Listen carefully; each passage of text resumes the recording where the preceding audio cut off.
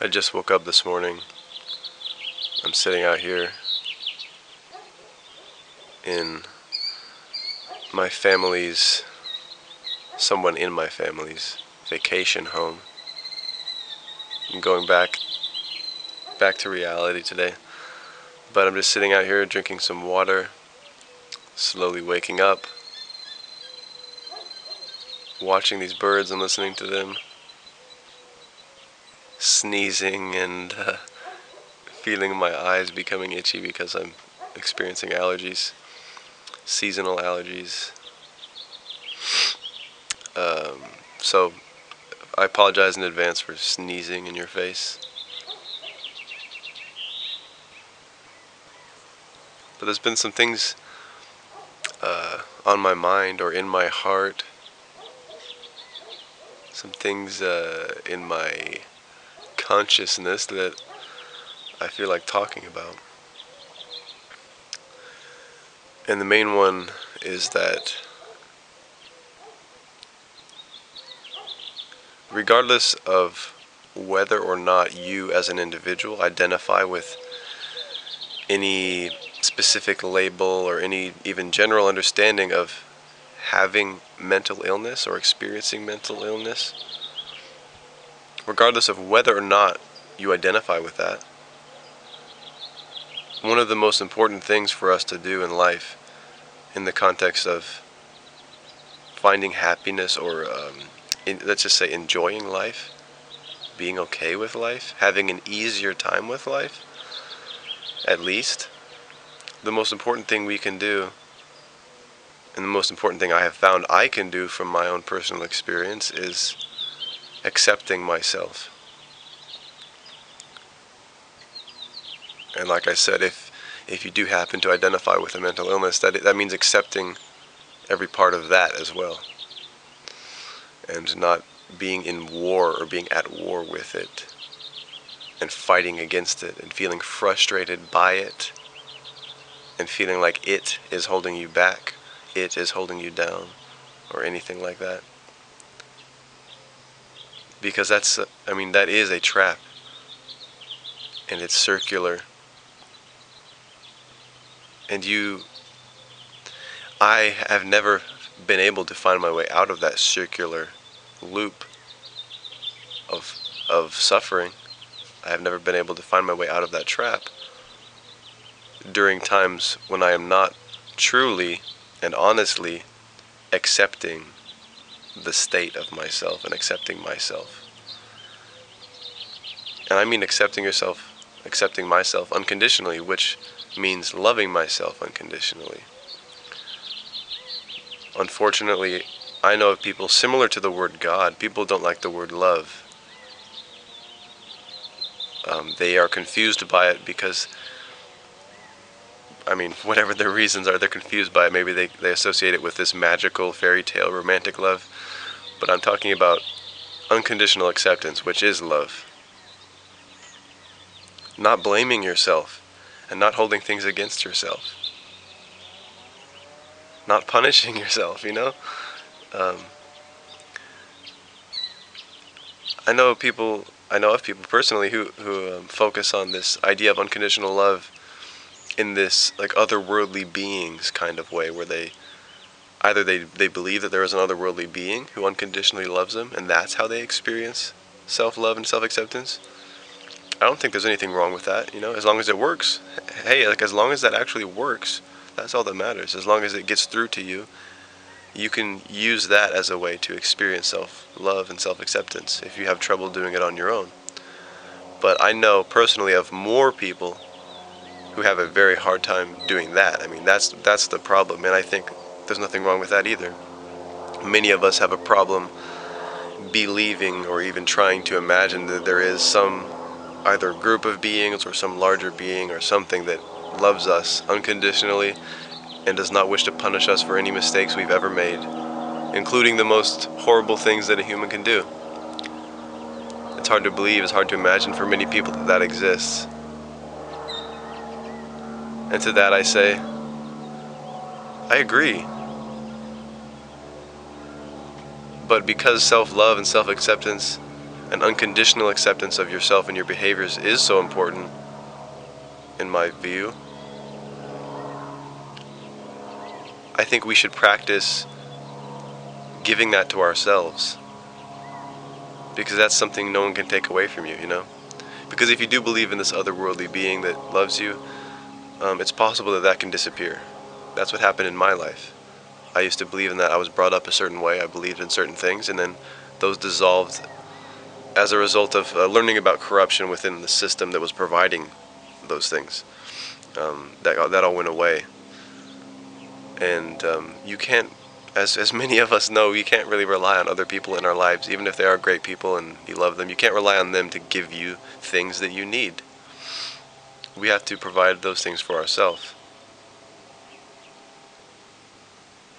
And especially when it's something as important as acceptance and love.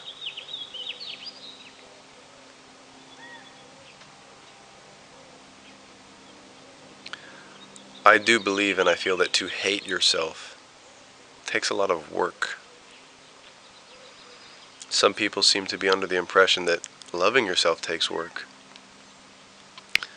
And I don't agree. I think work is the wrong word. If you've been in a hole for a long time where you have found it difficult to accept yourself and who you are and how you are, then it will take practice. And practice just means trying. Practice just means attempting. Every time that you remember, every time that you notice that you're doing the opposite, you attempt to do the opposite of that. You attempt to love yourself instead of hate yourself. You attempt to forgive yourself instead of punish yourself. You attempt, you try, you practice. That's what it is. That's a practice. And when it is practiced daily and for a long time, it becomes second nature, just as any other skill. And when it does become second nature, and I don't think it takes that long, of course in certain cases it will take longer than others, but once it becomes second nature, it no longer feels like practice or work or effort. It just becomes who you are and what you do. And I think that's what you see when you see happy people out in the world. I don't think that people are just born happy and they were brought up by perfect parents and everything was cool and their childhood was perfect and they have nothing to feel bad about. I think these people just, maybe through their own religious framework or otherwise, they have found a way to practice this. They practice self-acceptance regularly. Because another thing too is if you don't like the way you are and you want to change, you hate the way you are, you hate yourself, you want to change and be happier or different or whatever. My camera just cut off, so I'm going to pick up where I think I was. If you always feel like you want to change yourself, you feel like you need to change, you want to change, you don't like who you are,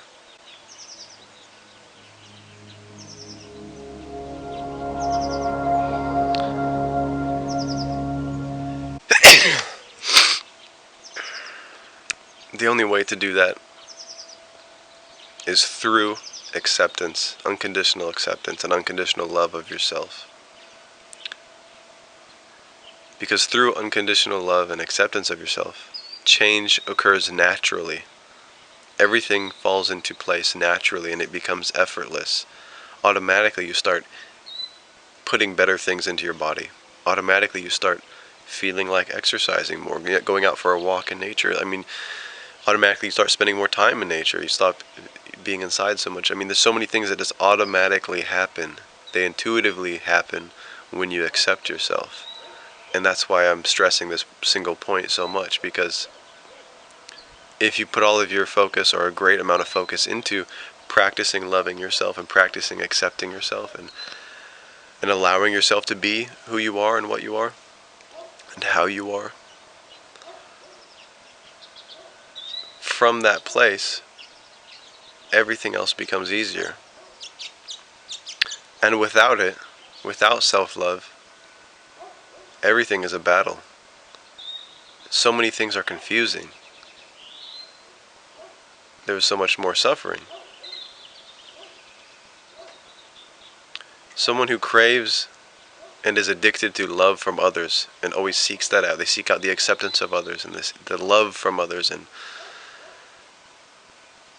and all of that, they I mean, people, I'm thinking of specific people in my life that I have known and do know who are like this or who seem to be this way.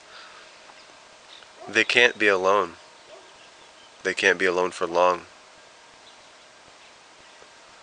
Because when they are alone, they're sitting with someone who does not love them.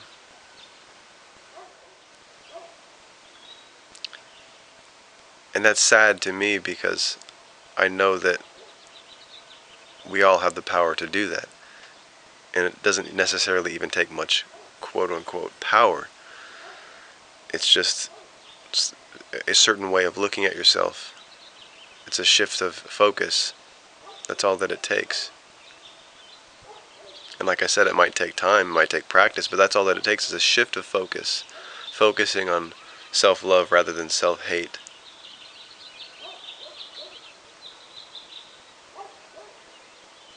I'm not saying that it's going to be hard or it's going to be easy, because everyone is so different. How can you say that? How could I predict that? But I just think that this is an important message to share with everybody in the world, and I'm doing that through the internet. And at the very least, if nobody even really views this video and it just sits here, it's something that maybe I will forget about one day, as I have in the past. I forgot about this I have forgotten for years at a time the importance of this. But if I do that again, this video will be here for me to one day watch again, and it will remind me, a gentle reminder to go back to focusing on and putting energy into practicing accepting myself and loving myself and being in the moment, breathing,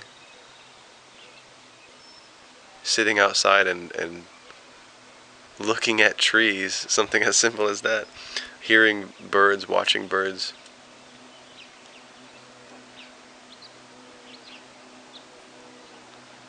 Just a reminder for me to come back to reality and to avoid giving too much energy to the false realities that I have in my mind and that I create in my mind, and false games I play with myself, all of which seem to cause a lot of suffering in one way or another. Some of them very directly, other ones as a byproduct there is some suffering that comes about.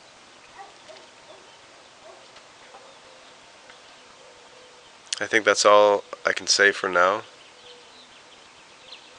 I'm probably still going to sit out here. I might